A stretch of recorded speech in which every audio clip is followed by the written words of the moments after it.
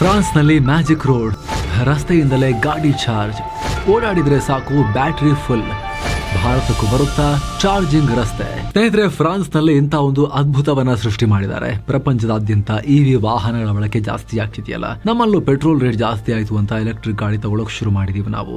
ಆದ್ರೆ ಚಾರ್ಜಿಂಗ್ದು ಸಿಕ್ಕಾಪಟ್ಟೆ ಆಂಗ್ಸೈಟಿ ಇತ್ತು. ದಾರಿ ಮಧ್ಯದಲ್ಲಿ ಎಲ್ಲಿ ಗಾಡಿ ಖಾಲಿಯಾಗಿ ನಿಂತ್ಕೊಳ್ಳುತ್ತಪ್ಪ ಚಾರ್ಜು ಅನ್ನೋ ರೇಂಜ್ ಆಂಗ್ಸೈಟಿ ಇತ್ತು. ಆದ್ರೆ ಫ್ರಾನ್ಸ್ ಈ ಸಮಸ್ಯೆಗೆ ಪರಿಹಾರ ತಂದಿದೆ. ಇಮ್ಯಾಜಿನ್ ಮಾಡಿ, ನೀವೊಂದು 70-80% ಚಾರ್ಜ್ ಮಾಡಿ ರೋಡಲ್ಲಿ ಹೋಗ್ತಾ ಇರ್ತೀರಾ. ಒಂದು 500 ಕಿಲೋಮೀಟರ್ ಜರ್ನಿ ಇರುತ್ತೆ. ದಾರಿ ಮಧ್ಯೆ ಅಲ್ಲಲ್ಲಿ ಪ್ರತಿ 100 ಕಿಲೋಮೀಟರ್ಗೆ ಒಂದ್ಸಲಿ 2 ಕಿಲೋಮೀಟರ್ನಷ್ಟು ಉದ್ದದ ಚಾರ್ಜಿಂಗ್ ರೋಡ್ಸ್ ಇರ್ತವೆ. ಸೊ ನೀವು ಜರ್ನಿ ಉದ್ದಕ್ಕೂ 4-5 ಸಲ ಅವುಗಳ ಮೇಲೆ ಪಾಸ್ ಆಗಿ ಹೋಗೋದಿರುತ್ತೆ. ಅವುಗಳ ಮೇಲೆ ಪಾಸ್ ಆಗಬೇಕಾದ್ರೆ ಪ್ರತಿ ಸಲ ಪಾಸ್ ಆದಾಗಲೂ ಕೂಡ, ಪ್ರತಿ ಸ್ಟ್ರೆಚ್ನಲ್ಲಿ ಪಾಸ್ ಆದಾಗಲೂ ಕೂಡ ನಿಮ್ಮ ಗಾಡಿ ಒಂದು 5-10% ಚಾರ್ಜ್ ಆಗ್ಬಿಡುತ್ತೆ. ಒಂದು 25-30 ಕಿಲೋಮೀಟರ್ ರೇಂಜ್ ಆಡ್ ಆಗ್ತಾನೆ ಇರುತ್ತೆ. ಸೊ 500 ಕಿಲೋಮೀಟರ್ನ ಜರ್ನಿ ಮುಗಿಸ್ಬೇಕಾದ್ರೆ ಒಂದು 4-5 ಸಲ ಈ ರೀತಿ ಚಾರ್ಜಿಂಗ್ ರೋಡ್ಸ್ ಸಿಕ್ಬಿಟ್ರೆ, 1-2 ಕಿಲೋಮೀಟರ್ದು ಪ್ರತಿ ಸಲ ಇದೊಂದು 10% ಚಾರ್ಜ್ ಆಗ್ತಾ ಹೋಯ್ತು, 25-30 ಕಿಲೋಮೀಟರ್ ರೇಂಜ್ ಅನ್ನ ಆಡ್ ಮಾಡ್ತಾ ಹೋಯ್ತು ಅಂತ ಹೇಳಿದ್ರೆ, ನೀವು 500 ಕಿಲೋಮೀಟರ್ನ ಜರ್ನಿ ಮುಗಿಸಿದಾಗ ಇವಾಗ ನಿಮ್ಮ ಗಾಡಿದ್ದು ಚಾರ್ಜ್ ಫುಲ್ ಖಾಲಿ ಆಗಿ ಹೋದ್ರೆ, ಈ ಹೊಸ ಟೆಕ್ನಾಲಜಿಲಿ ಖಾಲಿ ಆಗೋದ್ರ ಬದಲಾಗಿ ಚಾರ್ಜ್ ಆಗಿರುತ್ತೆ, ಬ್ಯಾಟ್ರಿ ಫುಲ್ಲೇ ಇರುತ್ತೆ ಅಥವಾ ಆಲ್ಮೋಸ್ಟ್ ಫುಲ್ ಇರುತ್ತೆ, ಜರ್ನಿ ಮುಗಿದು ಹೋಗಿರುತ್ತೆ. ಹೆಂಗಿದೆ ಐಡಿಯಾ? ರೆವಲ್ಯೂಷನರಿ ಅಲ್ವಾ? ಇದನ್ನೇ ಫ್ರೆಂಚರು ಮಾಡಿದ್ದಾರೆ, ಈ ಆವಿಷ್ಕಾರವನ್ನು ಮಾಡಿದ್ದಾರೆ. ಅದ್ರ ಬಗ್ಗೆ ತಿಳ್ಕೊಳ್ಳೋ ಪ್ರಯತ್ನವನ್ನ ನಾವು ಈ ವರದಿಯಲ್ಲಿ ಮಾಡ್ತಾ ಹೋಗೋಣ. ನೀವಿನ್ನೂ ಕೂಡ ಸಬ್ಸ್ಕ್ರೈಬ್ ಮಾಡಲಿಲ್ಲ ಅಂದ್ರೆ ಸ್ನೇಹಿತರೆ, ದಯವಿಟ್ಟು ಸಬ್ಸ್ಕ್ರೈಬ್ ಮಾಡಿ, ಪಕ್ಕದ ಬೆಲ್ ಐಕಾನ್ ಮೇಲೆ ಕ್ಲಿಕ್ ಮಾಡೋದನ್ನ ಮರಿಬೇಡಿ ಅನ್ನೋದು ನಿಮ್ಮ ರಿಕ್ವೆಸ್ಟ್. ಬನ್ನಿ ಆರಂಭ ಮಾಡೋಣ. ಬಂತು ಫ್ರಾನ್ಸ್ನ ಎಲೆಕ್ಟ್ರಿಕ್ ರೋಡ್. ಸ್ನೇಹಿತರೆ, ರಾಜಧಾನಿ ಪ್ಯಾರಿಸ್ನಿಂದ 40 ಕಿಲೋಮೀಟರ್ ದೂರದ ಟೂರ್ಸ್ ಹಾಗೂ ಅಂಬೋಯ್ಸ್ ಅನ್ನೋ ಪಟ್ಟಣದ ನಡುವೆ ಈ ಮ್ಯಾಜಿಕ್ ರೋಡ್ ಅನ್ನ ಹಾಕಿದ್ದಾರೆ ಫ್ರೆಂಚರು. ಪೈಲಟ್ ಪ್ರಾಜೆಕ್ಟ್ ಆಗಿ ಅಲ್ಲಿನ A10 ಮೋಟಾರ್ ವೇ ಅನ್ನೋ ಹೆದ್ದಾರಿಯಲ್ಲಿ 1.5 ಕಿಲೋಮೀಟರ್ ಸ್ಟ್ರೆಚ್ ನಲ್ಲಿ ಚಾರ್ಜಿಂಗ್ ರೋಡ್ಸ್ ಹಾಕಿದ್ದಾರೆ. ವಿನ್ಸಿ ಆಟೋ ರೂಟ್ಸ್ ಅನ್ನೋ ಕಂಪನಿ ಈ ರಸ್ತೆಯ ನಿರ್ಮಾಣ ಕಾರ್ಯ ನೋಡ್ಕೊಂಡಿದೆ. ಇದರ ಮೇಲೆ ವಾಹನಗಳು ಓಡಾಡಿದ್ರೆ ಸಾಕು ಬ್ಯಾಟರಿ ಚಾರ್ಜ್ ಆಗುತ್ತೆ. 200-300 ಕಿಲೋವ್ಯಾಟ್ ಪವರ್ ಡೆಲಿವರಿ ಮಾಡೋ ಸಾಮರ್ಥ್ಯ ಈ ರಸ್ತೆಗಿದೆ. ಆದ್ರೆ ಇಲ್ಲಿ ರಸ್ತೆ ಮತ್ತು ವಾಹನದ ಕಾಂಟ್ಯಾಕ್ಟ್ ಟೈಮ್ ಮ್ಯಾಟರ್ ಆಗುತ್ತೆ. ಉದಾಹರಣೆಗೆ ನಾವು ನೆಕ್ಸಾನ್ ಇವಿನ ಎಕ್ಸಾಂಪಲ್ ತಗೊಳ್ಳೋಣ. ನೆಕ್ಸಾನ್ ಇವಿ ಈ ರಸ್ತೆ ಮೇಲೆ ಗಂಟೆಗೆ 60 ಕಿಲೋಮೀಟರ್ ವೇಗದಲ್ಲಿ ಹೋಗ್ತಾ ಇದ್ರೆ ಈ ಪರ್ಟಿಕ್ಯುಲರ್ ಸ್ಟ್ರೆಚ್ ನ ಪಾಸ್ ಮಾಡೋಕೆ ಸುಮಾರು 1-1.5 ನಿಮಿಷ ತಗೋಬಹುದು.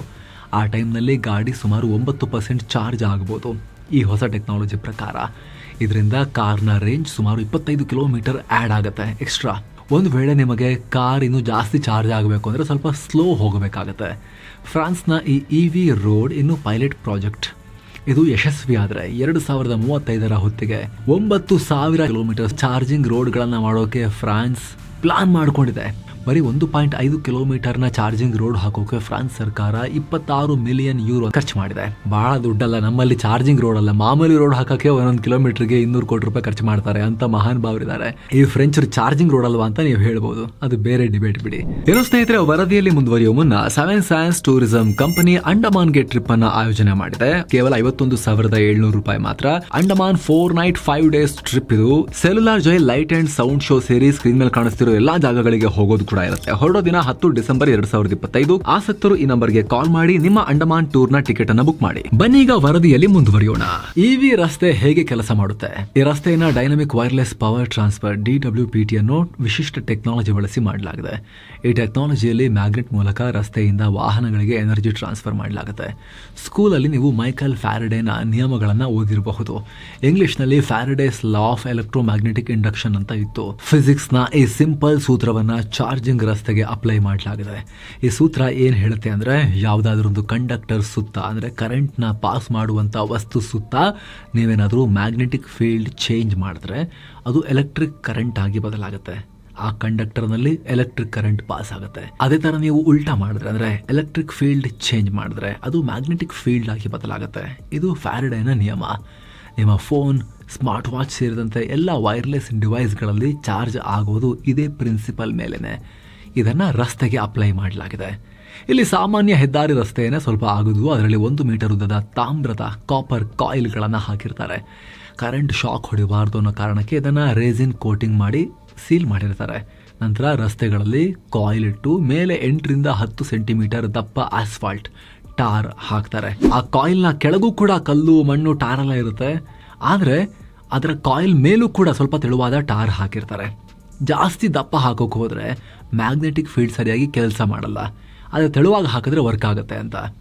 ಈಗ ನಿಮ್ಮ ವೈರ್ಲೆಸ್ ಚಾರ್ಜ್ ಆಗೋ ಫೋನ್ ನೀವು ಬ್ಯಾಕ್ ಕವರ್ ಹಾಕಿದ್ರೂ ಕೂಡ ವೈರ್ಲೆಸ್ ಚಾರ್ಜರ್ ಮೇಲೆ ಇಟ್ಟರೆ ಚಾರ್ಜ್ ಆಗುತ್ತಲ್ವಾ, ಅದೇ ರೀತಿ ಸ್ವಲ್ಪ ತೆಳುವಾಗಿ ಟೈರ್ ಹಾಕಿದ್ರೆ ಪಾಸ್ ಆಗುತ್ತೆ, ಎಲೆಕ್ಟ್ರಿಕ್ ಫೀಲ್ಡ್ ಕೆಲಸ ಮಾಡುತ್ತೆ ಅನ್ನೋ ಲಾಜಿಕ್. ಬಳಿಕ ಈ ಕಾಯಿಲ್ಗಳಿಗೆ 85 ಕಿಲೋ ಹರ್ಟ್ಸ್ ಫ್ರೀಕ್ವೆನ್ಸಿ ಕರೆಂಟ್ನ ಕನೆಕ್ಷನ್ ಕೊಡಲಾಗುತ್ತೆ. ಆಗ ಫ್ಯಾರಡೆ ನಿಯಮದಂತೆ ಕರೆಂಟ್ ಮ್ಯಾಗ್ನೆಟಿಕ್ ಫೀಲ್ಡ್ ಆಗಿ ಕನ್ವರ್ಟ್ ಆಗುತ್ತೆ. ಇಂಥ ಸಮಯದಲ್ಲಿ ಇದರ ಮೂಲಕ EV ವಾಹನಗಳು ಪಾಸ್ ಆದರೆ ಎಲ್ಲ EV ಗಾಡಿಗಳು ಚಾರ್ಜ್ ಆಗಲ್ಲ. ಯಾಕಂದರೆ ಎಲ್ಲ ಫೋನ್ ತೊಗೊಂಡೋಗಿ ವೈರ್ಲೆಸ್ ಚಾರ್ಜ್ ಮೇಲೆ ಇಟ್ಕೊಳ್ಳಾಗುತ್ತಾ, ವೈರ್ಲೆಸ್ ಚಾರ್ಜರ್ ಕಣಯ್ಯ ಆಗಬೇಕು ಅಂತ ಹೇಳಿದ್ರೆ ಆಗಲ್ಲ. ಫೋನಲ್ಲೂ ಕೂಡ ವೈರ್ಲೆಸ್ ಚಾರ್ಜಿಂಗ್ ಎಬಿಲಿಟಿ ಇರಬೇಕು. ಫೋನ್ ಹಿಂದೆ ಅದಕ್ಕೊಂದು ಕಾಯಿಲ್ ಹಾಕಿರ್ತಾರಲ್ಲ ರಿಸೀವ್ ಮಾಡ್ಕೊಳ್ಳೋಕೆ, ಅದು ಇರಬೇಕು. ಅದೇ ರೀತಿ ಮ್ಯಾಗ್ನೆಟಿಕ್ ಕರೆಂಟನ್ನು ಡೈರೆಕ್ಟಾಗಿ ರಿಸೀವ್ ಮಾಡೋಕೆ ಎಲ್ಲ ವಾಹನಗಳಿಗೂ ಆಗಲ್ಲ. ಅದಕ್ಕೆ ಗಾಡಿ ಅಂಡರ್ ಬಾಡಿ ರಿಸೀವರ್ ಪ್ಯಾಡ್ ಅಂತ ಇರುತ್ತೆ, ಅದನ್ನು ವೆಹಿಕಲ್ಗೆ ಅಟ್ಯಾಚ್ ಮಾಡಬೇಕಾಗುತ್ತೆ. ಈ ರಿಸೀವರ್ ರಸ್ತೆಯಲ್ಲಿರೋ ಮ್ಯಾಗ್ನೆಟಿಕ್ ಫೀಲ್ಡ್ನ ಕರೆಂಟಾಗಿ ಕನ್ವರ್ಟ್ ಮಾಡ್ಕೊಳ್ಳುತ್ತೆ. ನಂತರ ಬ್ಯಾಟ್ರಿ ಕಳಿಸುತ್ತೆ, ಗಾಡಿ ಚಾರ್ಜ್ ಆಗುತ್ತೆ. ಜೊತೆಗೆ ಯಾವಾಗಲೂ ಕರೆಂಟ್ ಕೊಟ್ಟು ಚಾರ್ಜೇ ಆನ್ ಇಟ್ಕೊಂಡಿರೋದಿಲ್ಲ ಇದನ್ನು, ಚಾರ್ಜಿಂಗ್ ರೋಡ್ಸನ್ನು. EV ಗಾಡಿಗಳು ಬಂದಾಗ ಡಿಟೆಕ್ಟ್ ಮಾಡಿ ಅವಾಗ ಮಾತ್ರ ಆನ್ ಆಗಿ ಚಾರ್ಜ್ ಮಾಡ್ತವೆ. ಆ ರೀತಿ ವ್ಯವಸ್ಥೆ ಮಾಡ್ಕೊಳ್ಳೋಕೆ ಸೆನ್ಸಾರ್ಸ್ ಎಲ್ಲ ಹಾಕಿದ್ದಾರೆ. ಆಲ್ರೆಡಿ ರಸ್ತೆ ಮೇಲೆ ವಾಹನಗಳನ್ನ ಟೆಸ್ಟ್ ಮಾಡಿದ್ದಾರೆ. ಕಾರು, ಲಾರಿ, ಹೆವಿ ವೆಹಿಕಲ್ಸ್ ಎಲ್ಲ ಓಡಿಸಿ ಟೆಸ್ಟ್ ಮಾಡಿದ್ದಾರೆ. 80% ಎಫಿಷಿಯನ್ಸಿಯನ್ನು ಅಚೀವ್ ಮಾಡಿದ್ದಾರೆ. ಕೇವಲ 20% ಕರೆಂಟ್ ವೇಸ್ಟ್ ಆಗ್ತಿದೆ. ಅದನ್ನ ಇನ್ನಷ್ಟು ಚೆನ್ನಾಗಿ 90% ಮೇಲೆ ತಗೊಂಡು ಹೋಗೋ ಉದ್ದೇಶ ಕೂಡ ಇದ್ದೇ ಇರುತ್ತೆ. ಇದನ್ನು ನೋಡೋಕ್ಕಿಂತ ಮುಂಚೆ ಸ್ನೇಹಿತರೆ ಒಂದು ಸಣ್ಣ ರಿಮೈಂಡರ್, ಮಸ್ತ್ ಮಗ ಪ್ರೀಮಿಯಂ ಮೆಂಬರ್ಶಿಪ್ ಶುರುವಾಗಿದೆ. ಅಲ್ಲಿ ಮೆಂಬರ್ಸ್ ಓನ್ಲಿ ಎಕ್ಸ್ಕ್ಲೂಸಿವ್ ವಿಡಿಯೋಸ್ ಬರ್ತಾ ಇದೆ, ಲೈವ್ ಇಂಟರಾಕ್ಷನ್ ಕೂಡ ಅಲ್ಲಿ ಸಿಗ್ತಾ ಇದೆ. ಇದರ ಕಾಸ್ಟ್ ಸ್ನೇಹಿತರೆ ದಿನಕ್ಕೆ ₹1 ಕಮ್ಮಿ, 97 ಪೈಸೆನ ಬರುತ್ತೆ. ಇಡೀ ತಿಂಗಳಿಗೆ ₹29. ಜೊತೆಗೆ ನೀವು ತೆಗೆದುಕೊಳ್ಳೋ ಪ್ರತಿ ಒಂದೊಂದು ಮೆಂಬರ್ಶಿಪ್ ಕೂಡ ನಮಗೆ ಇನ್ನಷ್ಟು ಚೆನ್ನಾಗಿ ಕೆಲಸ ಮಾಡೋಕೆ ನೀವು ಕೊಡೋ ಶಕ್ತಿ ಅದು ನಮ್ಮ ಟೀಮ್ಗೆ, ಎಂಟೈರ್ ಟೀಮ್ಗೆ. ಸೊ ಆಸಕ್ತರು ಆಂಡ್ರಾಯ್ಡ್ ಯೂಸರ್ಸ್ ವಿಡಿಯೋ ಕೆಳಗಿರೋ ಜಾಯಿನ್ ಬಟನ್ ಮೇಲೆ ಕ್ಲಿಕ್ ಮಾಡಿ, ಆಪಲ್ ಯೂಸರ್ಸ್ ಡಿಸ್ಕ್ರಿಪ್ಷನ್ ಪಿನ್ ಮಾಡಿರೋ ಕಾಮೆಂಟ್ ನಲ್ಲಿ ಕೊಟ್ಟಿರೋ ಲಿಂಕ್ ಅನ್ನ ಚೆಕ್ ಮಾಡಿ ಬನ್ನಿ. ಈಗ ವರದಿಗೆ ನಾವು ವಾಪಸ್ ಆಗೋಣ. ಫ್ರಾನ್ಸ್ಗೆ ಯಾಕೆ ಇಂತ ಹುಚ್ಚು? ಮೊದಲನೇದಾಗಿ ಕ್ಲೈಮೇಟ್ ಚೇಂಜ್. ಫ್ರಾನ್ಸ್ ಒಂದು ಯುರೋಪ್ನ ಮುಂದುವರೆದಿರೋ ರಾಷ್ಟ್ರ. ಈ ಹವಾಮಾನ ಅನ್ನೋದು, ಪ್ರಕೃತಿ ಅನ್ನೋದು ಸೆನ್ಸಿಟಿವ್ ವಿಚಾರ. ಅಲ್ಲಿನ ನಾಯಕರು, ಜನ ತುಂಬಾ ಸೀರಿಯಸ್ ಆಗಿ ತಗೊಳ್ತಾರೆ. ಫ್ರಾನ್ಸ್ ಕಾರ್ಬನ್ ಎಮಿಷನ್, ಇಂಗಾಲ ಹೊರಸೂಸುವಿಕೆ ಕಮ್ಮಿ ಮಾಡೋ ವಿಚಾರದಲ್ಲಿ ದೊಡ್ಡ ದೊಡ್ಡ ಟಾರ್ಗೆಟ್ ಅನ್ನ ಹಾಕೊಂಡಿದೆ. ಕಾರ್ಬನ್ ಎಮಿಷನ್ಗೆ ವಾಹನಗಳು ದೊಡ್ಡ ಕೊಡುಗೆ ಕೊಡ್ತಾ ಇದ್ದಾವೆ. ಹೀಗಾಗಿ ಇಂಥ ಗಾಡಿಯನ್ನ ಕಮ್ಮಿ ಮಾಡಿ EV ಸಂಖ್ಯೆಯನ್ನು ಹೆಚ್ಚು ಮಾಡಬೇಕು ಅನ್ನೋ ಗುರಿ ಇದೆ. 2030 ವಾಹನಗಳಿಂದ ಉತ್ಪತ್ತಿಯಾಗೋ ಕಾರ್ಬನ್ ಪ್ರಮಾಣವನ್ನು 45% ಕಮ್ಮಿ ಮಾಡಬೇಕು. 2035 ಒಳಗಡೆ 65% ಕಮ್ಮಿ ಮಾಡಬೇಕು. 2040 ಒಳಗಡೆ 90% ಕಮ್ಮಿ ಮಾಡಬೇಕು ಅನ್ನೋ ಟಾರ್ಗೆಟ್ ಇದೆ. ಆದರೆ ರೇಂಜ್ ಆಂಗ್ಸೈಟಿ ಕಾರಣ ಜನ ಫ್ರಾನ್ಸ್ ಸರ್ಕಾರ ಅಂದುಕೊಂಡಷ್ಟು ವೇಗವಾಗಿ EVಗೆ ಶಿಫ್ಟ್ ಆಗ್ತಿಲ್ಲ. ಆದರೆ ಈ ರೀತಿ ಚಾರ್ಜಿಂಗ್ ರೋಡ್ಸ್ ಬಂದರೆ, ಅದ್ರ ಮೇಲೆ ಪಾಸ್ ಆದರೆ ಸಾಕು ಚಾರ್ಜ್ ಆಗುತ್ತೆ ಅಂತ ಹೇಳಿದ್ರೆ, ಒಂದೊಂದ್ಸಲಿ ಪಾಸ್ ಆದಾಗಲೂ ಕೂಡ 10% ಚಾರ್ಜ್ ಆ್ಯಡ್ ಆಗುತ್ತೆ ಅಂತ ಹೇಳಿದ್ರೆ ರೆವಲ್ಯೂಷನರಿ ಅಲ್ವಾ?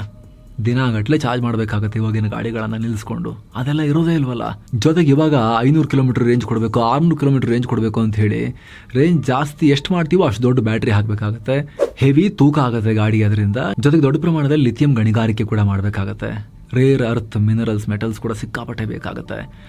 ಆದರೆ ಈಗ ಚಿಕ್ಕ ಬ್ಯಾಟ್ರಿ ಸಾಕಾಗತ್ತಲ್ಲ, ಒಂದು 200-250 ಕಿಲೋಮೀಟರ್ ರೇಂಜ್ನ ಒಂದು ಬ್ಯಾಟ್ರಿ ಕೊಟ್ಬಿಟ್ರೆ ಸಾಕಾಗತ್ತಲ್ಲ.